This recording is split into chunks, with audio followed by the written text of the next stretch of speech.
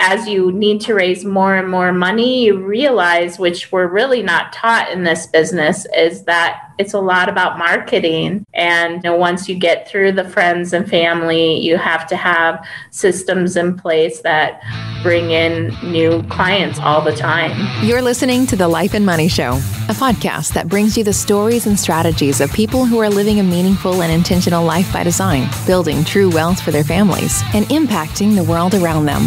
And now here are your hosts, Annie Dickerson and Julie Lamb. Hey everyone, Annie Dickerson here together with the fabulous Julie Lamb, the one and only. Julie, how are you today? I am doing fantastic. I was sitting outside earlier in this little area that we have in the front yard of the Airbnb, and it's like has like a little fire pit. It's kind of like glamping, and they have like these little half wooden pieces of wood that you can sit on, tree stumps, I guess is the word I'm looking for. I don't know why that was so hard. And just sitting there, it's beautiful outside. It's probably like, I don't know, 75 degrees, and I was just looking at our latest deal that by the time this airs, we probably will be well done with our raise and done with the deal. But so much it'll have been a smashing success. Oversubscribed in just a couple hours time. It'll be, Oh yeah. Got to throw that out there into the universe. Right. That's right. I feel the same way. It's been a while since we've done a deal, not for lack of trying, but it's a tough market out there. And we've finally got not one, but 2 deals coming down the pipeline for our investors. And I couldn't be more excited. And it's just so fun doing a deal and just sharing this information, the opportunity with investors. And as we talk about on this show, it's such an opportunity to change people's lives and to create a win-win. So speaking of which, our conversation today is with Stephanie Walter. She is also a syndicator and capital raiser, and she also is an insurance agent. She's sort of like a Jane or Jill of all trades. She does it all. She's the CEO of Erbe Wealth.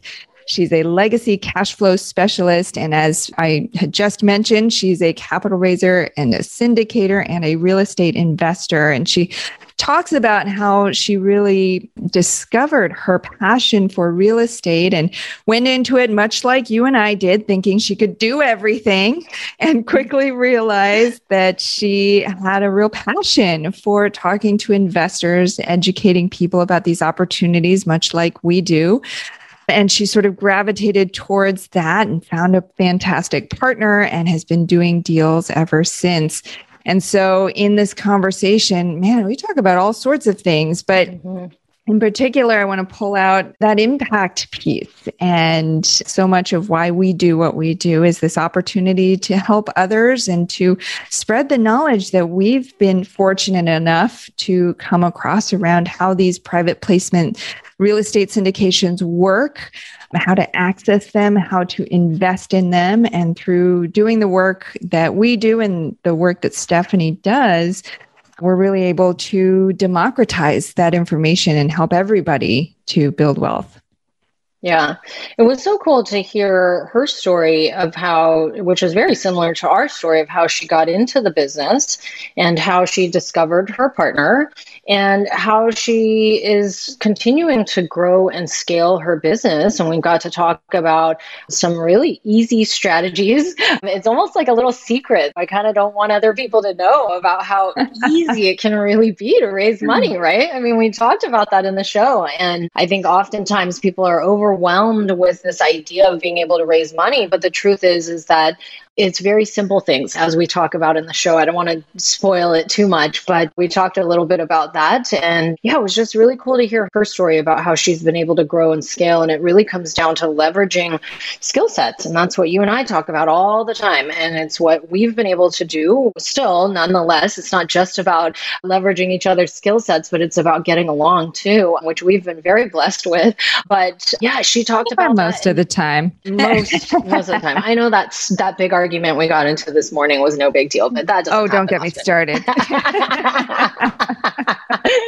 Yeah, it was really cool because she's now bringing that need or finding her value add that she brings to the table for this developer partner that they're working with that allows him or her, the developer, a win-win for themselves. And then for them, they're able to bring their investors great opportunities because they're getting deals at a discount. So I think the big takeaway is always thinking about in this world of syndication, because there's so much to do, how you can figure out what your value add is and fill that need for somebody else, and how you're able to really go fast, grow, and scale by doing that. So, yeah. Mm-hmm. Speaking of which, these private placements, these syndications are one of the strategies that the wealthiest 1% use. And we talk about that in the show. And so Julie and I got our start through investing passively and then figuring out how this whole world of syndication works, and then getting into the active side and raising capital, just like you'll hear Stephanie does. And so for all of our listeners out there, if you're new to this whole world of syndications, or you're just curious about how it works, a great place to start is to get a copy of our book. It's called Investing for Good, and we have a free hardcover copy for all of you. Just go to goodegginvestments.com/book. And with that, hop into our conversation with Stephanie Walter.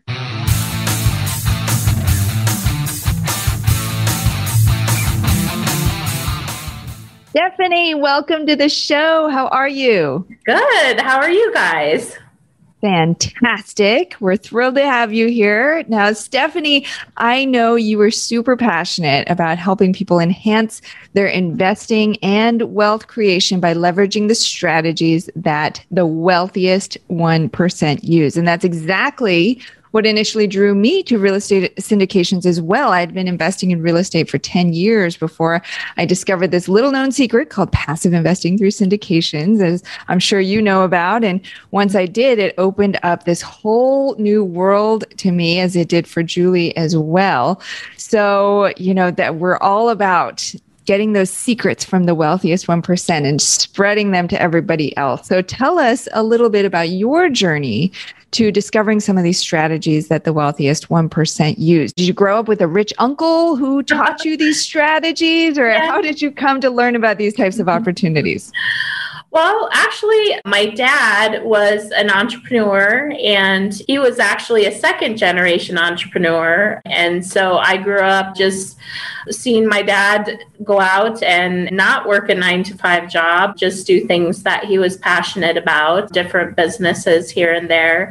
Definitely, he was self-taught with real estate. So he had a passion for that. I developed the passion as well. He passed away about 15 years ago. And so I had started investing in kind of single family rentals, not really knowing exactly what was going on. I mean, I got extremely lucky because of where I invested, and just went on to learn by mistakes. A lot of times when you're a landlord, you learn a lot of stuff as you go. And so great lessons. And when I got about 2016, I was like, this is good, but I would like to do this on a larger scale. And so I looked into a company. It was called RE Mentor.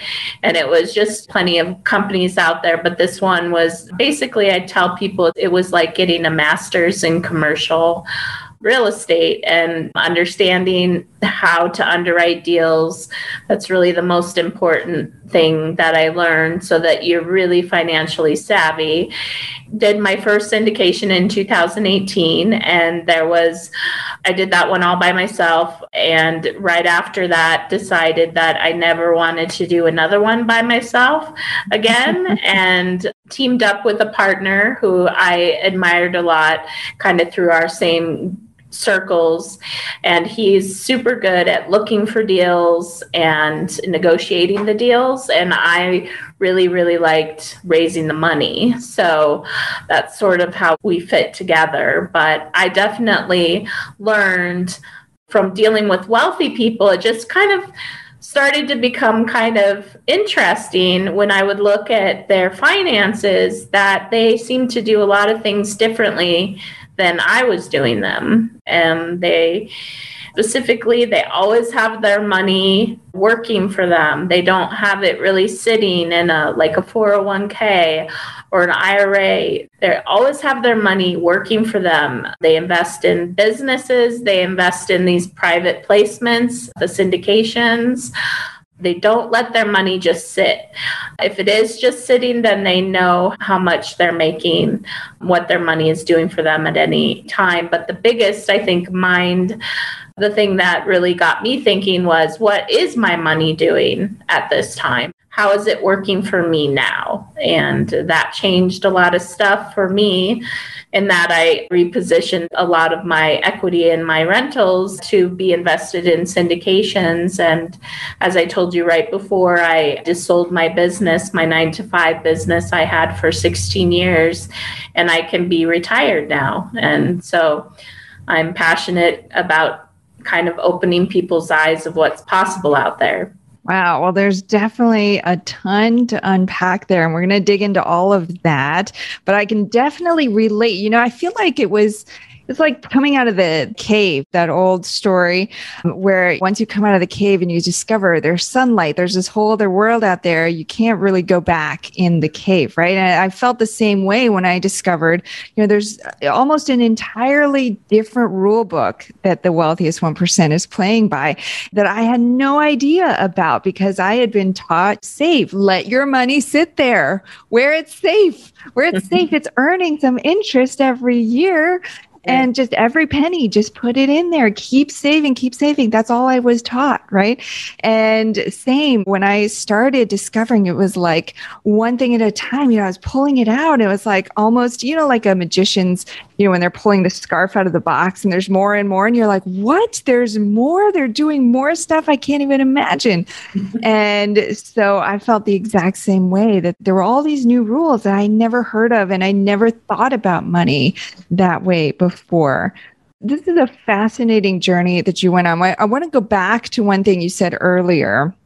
Before we get into some of these other strategies that you're using now, as well as your company that you sold, you mentioned that the first time that you did a syndication, you realized, well, I'm never doing that by myself again. So tell us a little bit more about that experience. Oh, yeah.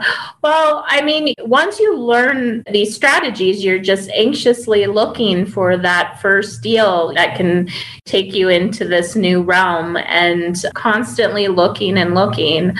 I was always sort of raised, like I said, with my dad being an entrepreneur. I was always done things myself. And so when I found this deal, I was like, well, of course I'll do it myself. I know I'd heard of a lot of people in this industry. They worked as teams. And I was just like, no, I'm good. And then I understood when I got through the whole process, there's just so many different components. And honestly, my deal was more on the small side. The purchase price, I think, was $1.445 million. So I only had to raise, I think, $400,000 for that. But just the underwriting and specifically finding the financing for that one was very challenging. But yeah, when I realized that, and then raising $400,000 sounds like a lot of money, but it really isn't in this space. And it didn't take me very long to realize you kind of have to figure out your lane and what you're good at, because you can't possibly be good at everything, and figure out what that lane is and try to excel as much as you can. And for me, I realized pretty quickly that was capital raising. That's so much of what Julie and my experience has been as well, sort of trying to do the full thing and then realizing, wait a second, there's way too much stuff to do here. And same, we landed in the capital raising, investor relations, just because it's so fun to talk to people about this stuff, educate people about these strategies. And so what was it that particularly drew you to the capital raising side? And then talk a little bit about how you were able to find a partner. Yeah, well, the capital raising side, I felt like there was a real need for it, for one. But secondly, and probably more importantly, is I had a really amazing mentor when I started in this industry. And I know people can't necessarily control the mentors that you get, but for me, I would never be in the position I am without my mentors. And my first mentor was a lady named Jeannie Orlowski, and all she does is raise money. That's it. And with her partner, who's kind of the big face of their company. And I realized very quickly that she is the power behind the engine.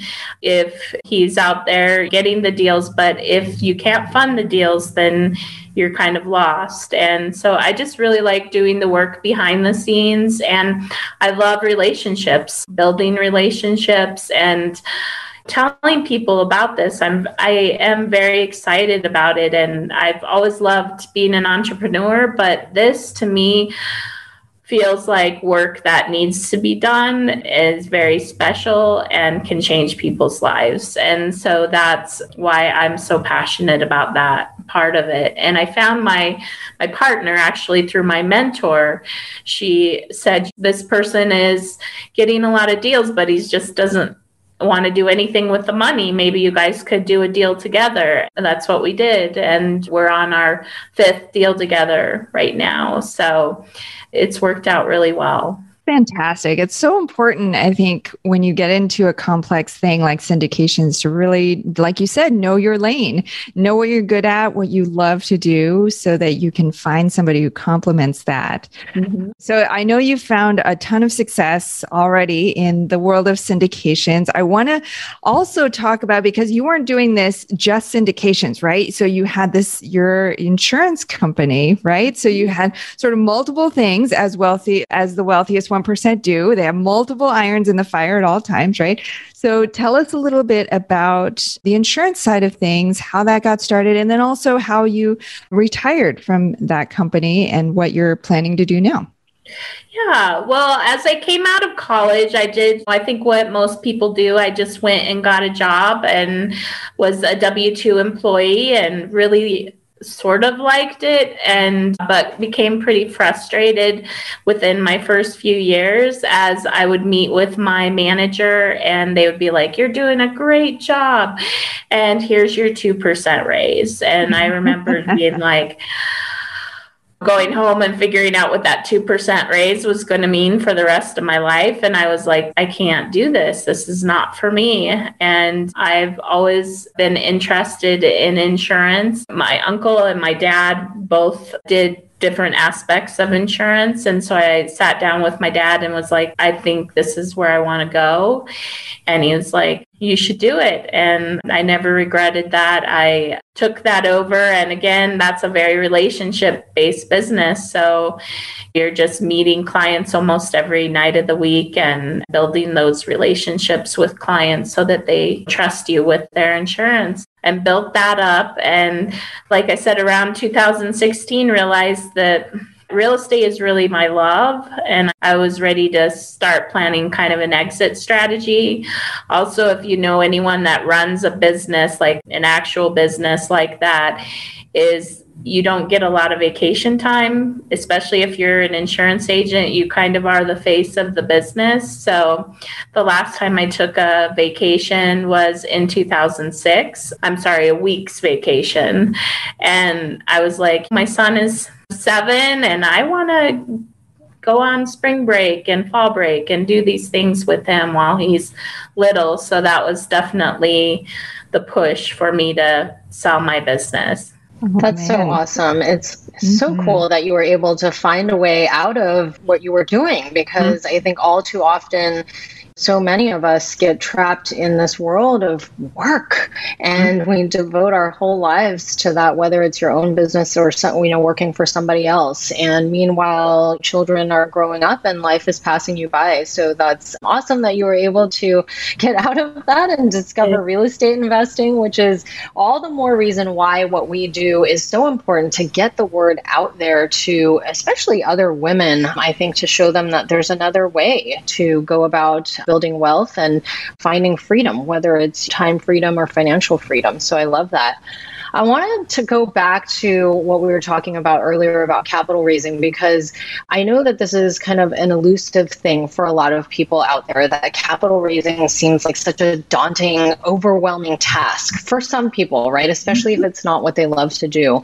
So tell us a little bit about what that process looked like for you earlier on. You said $400K wasn't that much, but for some people, thinking about raising $400,000 is a lot of money. So how did you start first with friends and family, or did you have a business already built? How did you go out with that first deal, the one that you did on your own, and how did you go about raising that first $400,000? The first 400 was, yes, friends and family. And then from there, I realized this is what I wanted to do. And so I have done basically, I'm a person that I just don't mind going and asking people for things. And I think that's a key to this. But I just kind of put the word out to my friends and friends of friends and people that were good clients of mine during when I was an insurance agent, a person who always gave me referrals. He was just the nicest person. And I said, hey, this is something I'm going to be doing now. And would you have any interest in listening to the deal that I have? This is after my first deal. And he said, sure. He goes, do you mind if I invite a few of my friends? And I got there and it was a table of 5 of us. I was the only woman. It was 4 men that were very wealthy, accomplished investors that just grilled me with about 1 million questions. And I remembered leaving that meeting and just being like, oh my gosh, I screwed it up. I know I did. And I just was like, well, I'm following up with everybody and sending them an email. And the one person that responded back was like, he's invested in, I think, all of our 5 deals. And for me, it's just getting out there and you just have to continue doing it. But as you need to raise more and more money, you realize, which we're really not taught in this business, is that it's a lot about marketing. And once you get through the friends and family, you have to have systems in place that bring in new clients all the time. We'll get back to our conversation with Stephanie in just a minute.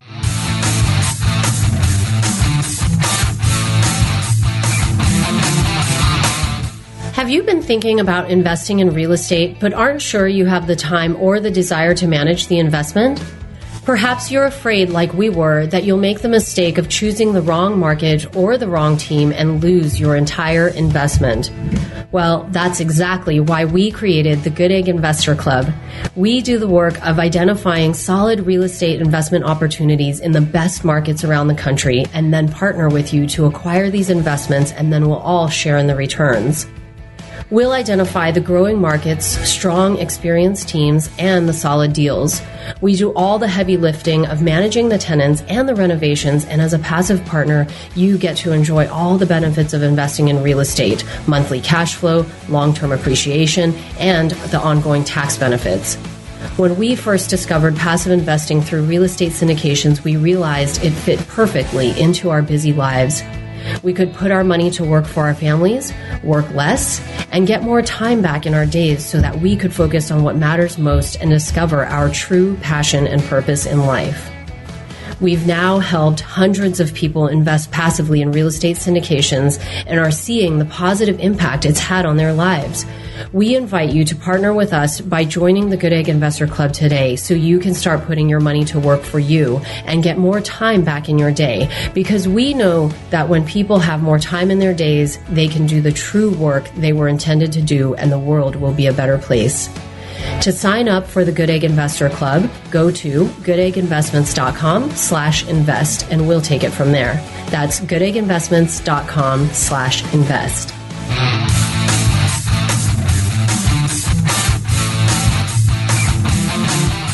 And now, back to our chat with Stephanie Walter. Yeah, I love that. That's so funny. It's so similar to when I first started getting out there and raising money. I still remember the first person I spoke to, someone I met and hopped on a call with them. And I just was like, oh my gosh, I totally bombed that. And there's no way he's going to invest. And he ended up investing in numerous deals over the last 5 years with us. So that's such a funny thing. It's always interesting when you first start out. Sometimes you think the people that you think will invest are the people who don't. And then the people that you think you bombed it with are the people that really believe in you and end up being lifelong investors with you. So that's so funny. But I think it's something interesting that you mentioned is that you're not afraid to go out there and ask. And I think that that is something that's so important for other women, especially to be reminded of, that don't be afraid to go out there and to put yourself out there. I think all too often, especially women, are shy about that. They think, oh, what do I know? Or who am I? And all these voices start coming into your mind. But when really, if you believe in what you're doing, you'll find a way to add value for other people and be able to get them across the finish line to investing in a deal. So one thing that you mentioned is that you realized, and this is true for us as well, that where we started, once you move through your immediate network, friends and family, that you really need to, if you want to be in this for the long run, that you really need to develop a marketing plan, right? And you need to think about implementing systems and funnels and things like that. And that's what Annie and I have kind of perfected as well over the last 4 or 5 years. So tell us about what that journey has looked like for you. When you talk about putting in systems in place, what kind of systems? Are you posting stuff on social media? Like, talk to us about how you're able to raise. I mean, I'm not sure how much you've raised at this point, but I assume after doing 5 deals that you've raised millions. So tell us about what that looks like. Like, what are the systems? If anyone out there is listening and they're like, gosh, this sounds really interesting to me, I'd love to learn how to raise some money. What advice would you have for them in terms of how do I go from not having a business at all to being able to raise millions of dollars? Well, sure. Yeah. I mean, I think a good thing to think about, and there are great systems, and believe me, you have to go a lot of wrong directions before you get into the right direction when doing this. But what I think is the biggest nugget for me is that when you find someone that's a giver, when you find someone that's an investor, we tend to want to just blanket 1 million people and spend all of our energy going after these 1 million people, when in reality you probably have 3 or 4 investors initially when you get started. But those 3 or 4 investors, if they are happy and you're doing what you say you're going to do, which isn't a really high bar in this industry, but it truly, I get more compliments for, oh, geez, you called me back right away, or you answered my call. I mean, people are impressed with a lot. I think they should set the bar a bit higher. But my point is I believe that when you find that group, I was always taught you go an inch wide and a mile deep. And so you really just find your A people, and those are the ones that really are at the top of your list to be sending the occasional call once a month to how are you doing, and if you have something to promote, you let them know. But also you have to set up a management system for your contacts and everyone you meet. And I've used Active Campaign, and from there I've set up a drip system, which I think I read a fantastic book. It's called Oversubscribed. If you can't remember the author, but it's a fantastic book where it talks about how many ways you need to touch your client base, whether that be, for any industry, it doesn't have to be for capital raising, but you need to touch them with an email, with a call, with a blog that they can see that you've written, with a podcast, with a video. All of those things all just solidify your relationship with them. And so that it's not a sexy answer because it does take time. There isn't a miracle thing, but you just have to be consistent and keep building those relationships over time.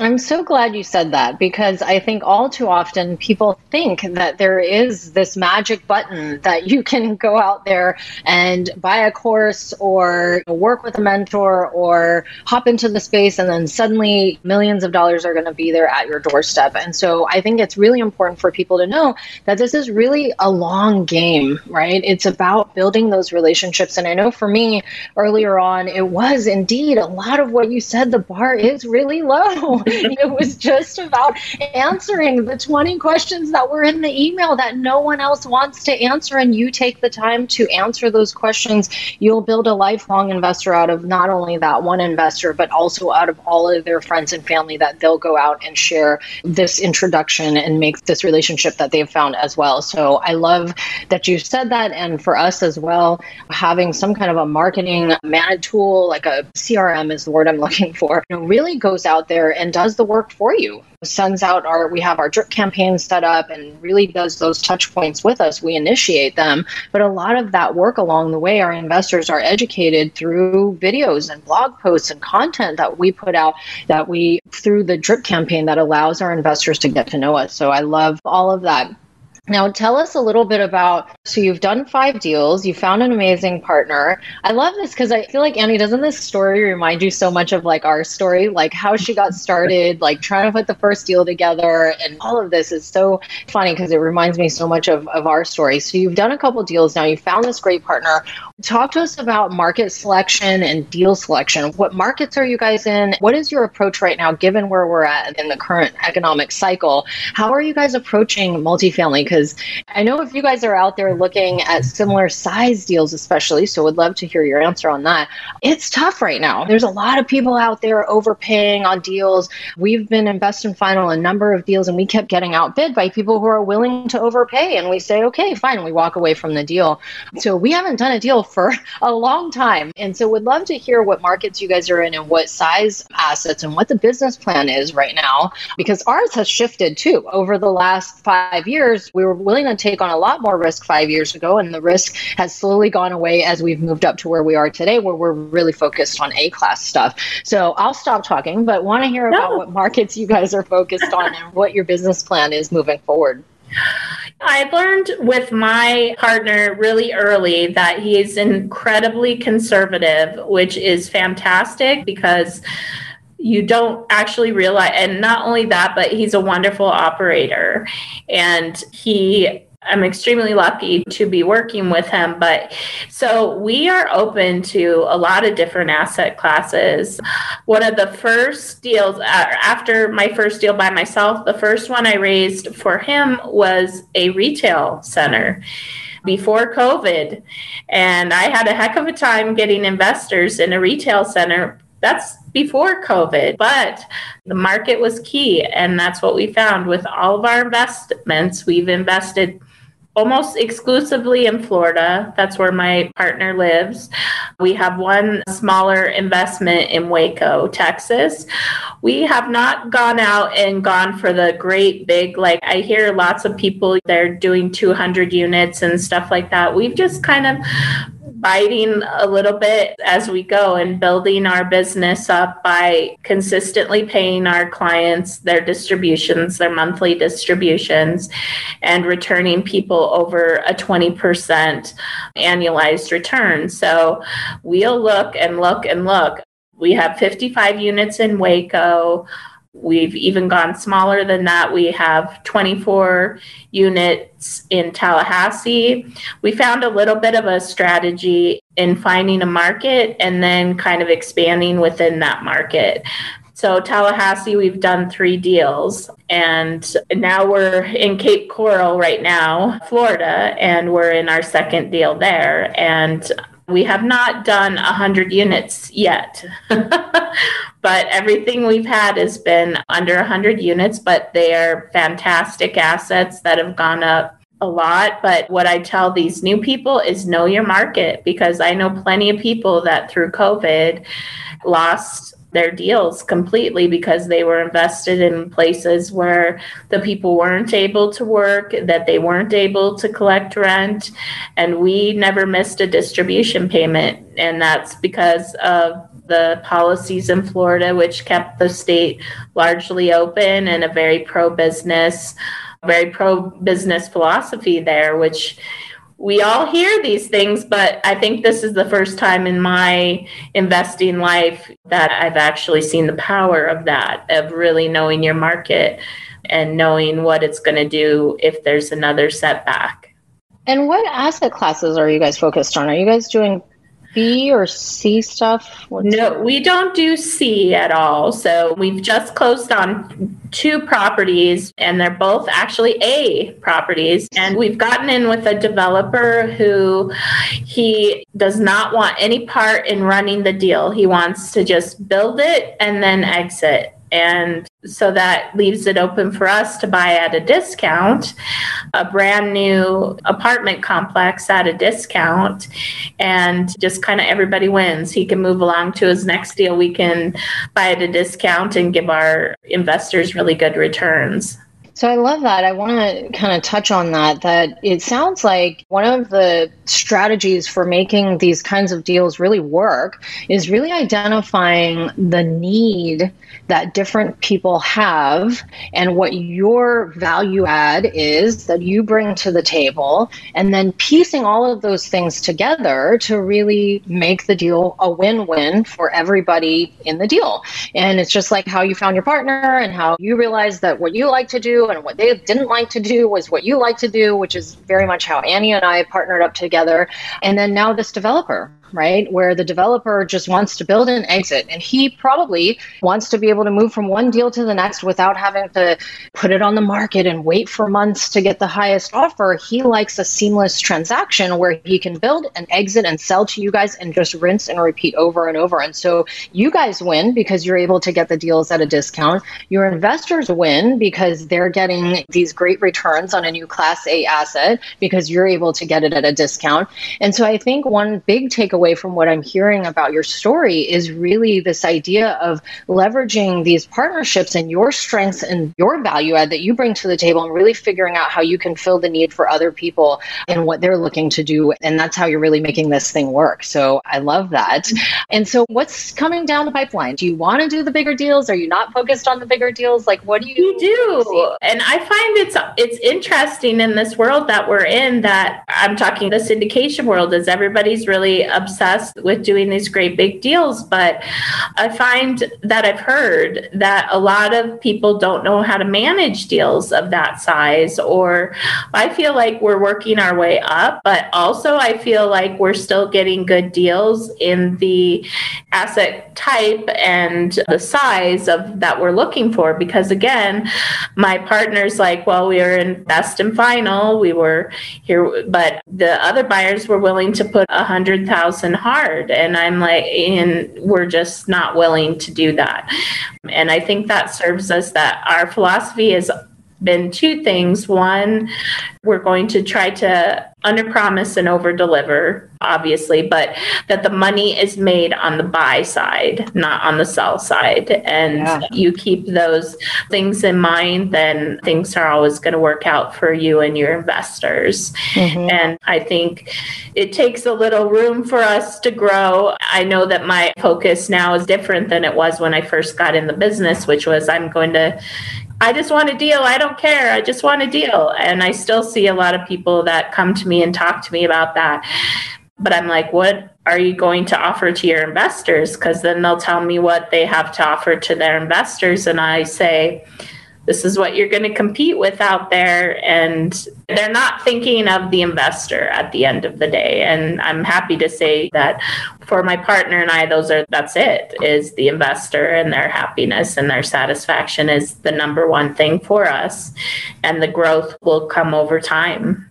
Yeah, absolutely. Couldn't agree with you more on that front. And I think that it sounds like you guys are for sure in this for the long run. With that focus, I know that you guys will do well, because anyone who's focused on that will have repeat customers at the end of the day, right?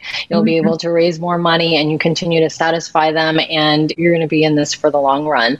And just to comment too on the size of the assets that you guys are buying, I always say follow where the opportunity is presenting itself. And if that's what you guys are getting and you've got this great relationship with the developer and these types of deals is what's coming your way and what you guys kind of specialize in, nothing wrong with that, right? Like, stay focused on that, stay focused on what you guys are good at and where the opportunity lies. So love all of that.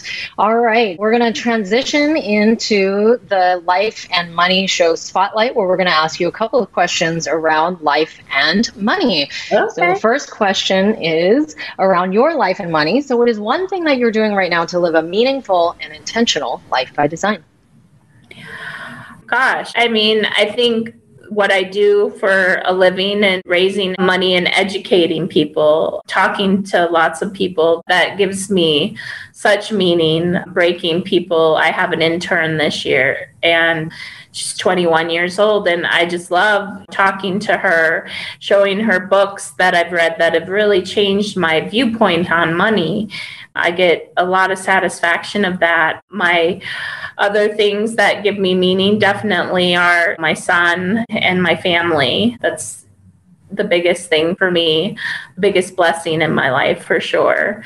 And I find that when you can start raising money, that I work with a lot of charities, and I kind of find that my niche is helping them raise money for their different causes. And so that gives me a lot of satisfaction doing that. And I hope to be able to just be doing that a lot more than I have in the past too.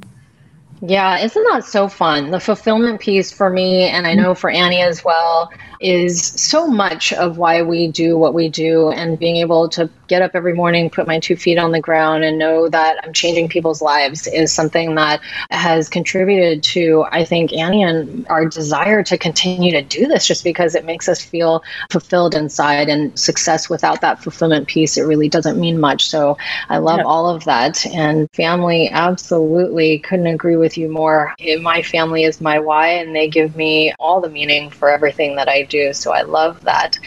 All right. Second question is around others' life and money. So what is one life or money hack that you might be able to share with the audience that'll make an impact in their lives right now? I think just for people to be really intentional about what their money is doing for them. I find I don't know, I'm not sure if anyone likes to read books, but I just love the book, Killing Sacred Cows. And I tell everyone, it's not trying to sell anyone on anything. All it is going over a philosophy of how wealthy people think. And I think that if you can look at the way that you look at money, or why you look at money a certain way and what it's doing for you, I just challenge people to be open to other possibilities. Yeah, I love that. I don't know that I've read the whole book, but I definitely have read a part of that book. And when I first got into this more seriously, a lot of what we do is really shifting the mindset. And that's, in a lot of cases, the biggest hurdle to getting to where we are all at right now is really the mindset shift, right? It's about moving away from the way that we're traditionally taught about how to go about building wealth, and moving into a place that's unfamiliar and kind of scary. So it's super important to educate yourself and also find your tribe. I love that. All right. Last question is, what is one thing that you're doing right now to make the world a better place? Oh, goodness. I mean, I'm very involved in my Rotary and a lot of volunteer work that I do through my son's school. But for me personally, I think that I'm just trying to raise a really good kid. And I feel like that is a contribution to society for sure. And that's really my focus, as well as educating people on these financial hacks that the wealthy do. How fortunate that your son is growing up with all of this stuff that you've learned, all this philosophy on money, being mindful about where his money is going or how it's going to work for him growing up. Man, it's same with Julie's and my kids. We're starting them young and just teaching them this philosophy so that they don't grow up with the same baggage, for lack of a better word, that I grew up with, what my parents taught me about money. So what a wonderful head start you're giving him in life.